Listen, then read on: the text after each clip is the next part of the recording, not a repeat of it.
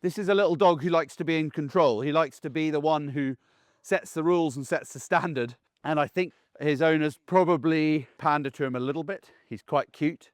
If you look at him there, butter wouldn't melt.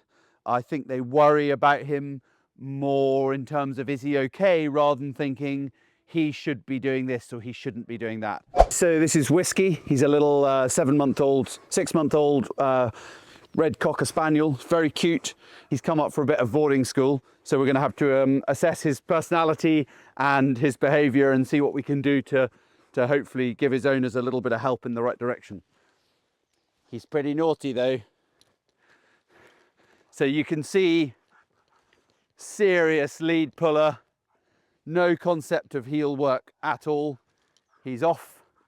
Now I'm allowing him to do this. You won't see us allowing dogs to do this very often, but for the sake of the video, we just good for you guys to learn how naughty he is, particularly on the lead.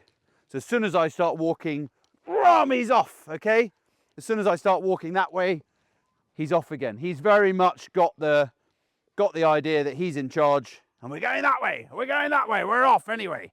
So we've got a bit of work to do. So I hope you all enjoy watching his progress.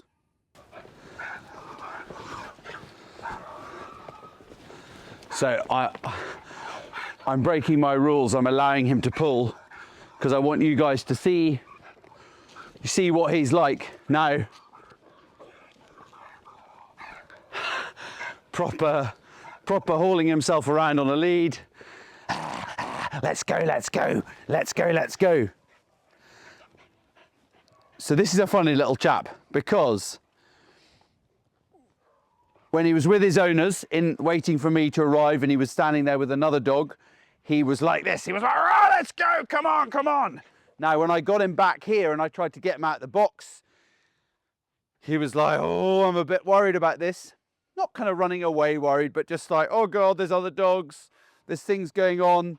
There's things not that I don't like. When I went to try and get him out of the box, even just now, he's not that used to being kind of, I would say I don't think he's that used to being kind of roughhoused, okay? You've probably seen videos of me just being quite kind of, come on then, you know, getting used to the dog's used to being picked up and carried around and stuff. He's not that. You can see him resisting it. He doesn't want to be picked up. He's turning his head around. He's trying to, like, he's kind of doing, if he was a human, he'd be sort of doing this, going, get off. Okay. He's not trying to bite me, but he's not, to be honest, he's not a million miles away that if you handled him in the wrong way, that he wouldn't turn around and be like, hey, get off. Now, why is he doing that? I would say there's an element of, although you wouldn't know it, there's an element of him being a little bit nervous and untrusting. And I would say that's, you know, that's something that might be just part of his personality. Do you see, as soon as I grab him, his ears go back. He's like, I'm not sure about that. I'm not in control anymore. This is a little dog who likes to be in control. He likes to be the one who sets the rules and sets the standard. And I think his owners probably, you know, pander to him a little bit. He's quite cute. If you look at him there, butter wouldn't melt. I think they worry about him more in terms of, is he okay, rather than thinking he should be doing this or he shouldn't be doing that. So that immediately my vibe on him is slightly the wrong attitude.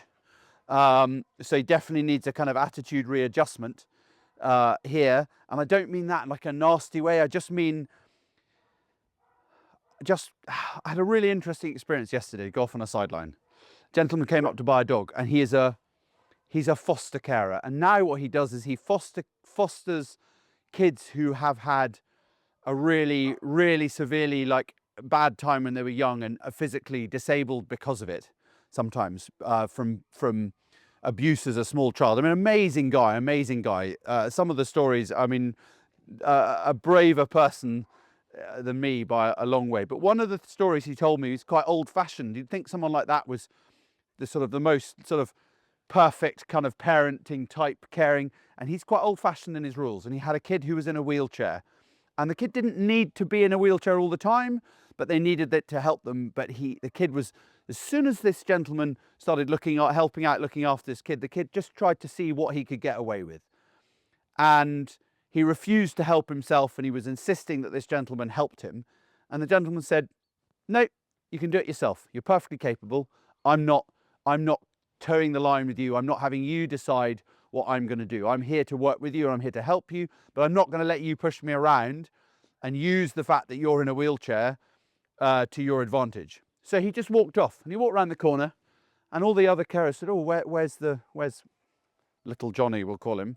He said, oh, he's round the corner. He'll be here in a minute. Sure enough, a few minutes later, the kid came round the corner, pushing himself along. And from that moment forth, they had the most perfect relationship. They were great pals.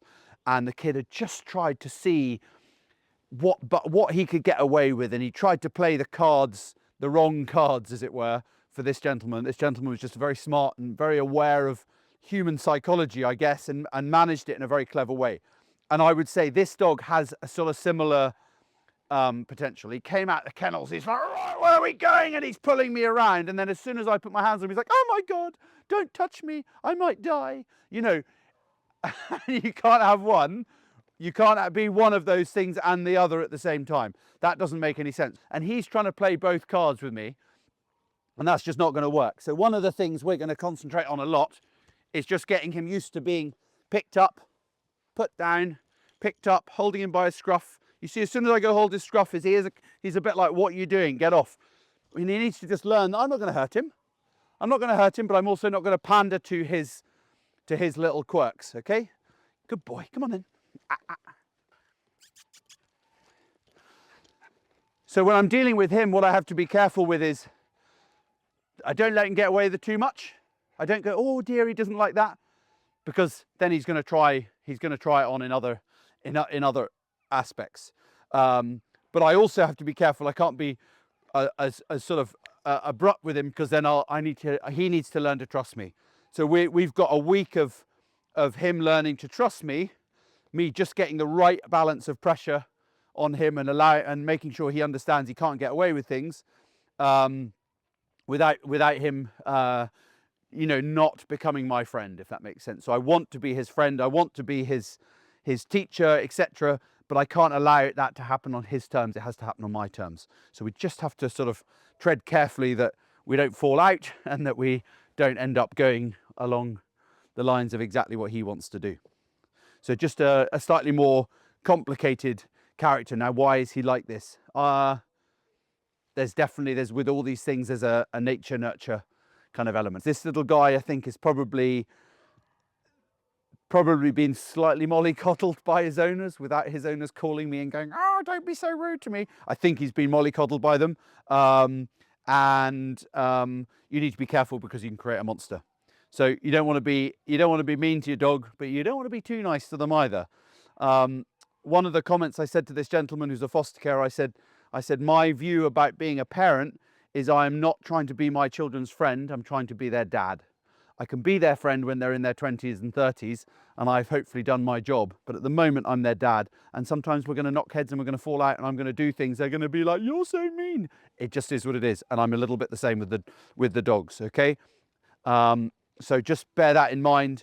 You can cause problems by sometimes overthinking situations, and also by being a little bit pandering to their requirements. Hey, especially when they're cute, like you are, aren't you? Come on then. A little bit of work to do with heel, though. That's going to be an interesting job, isn't it?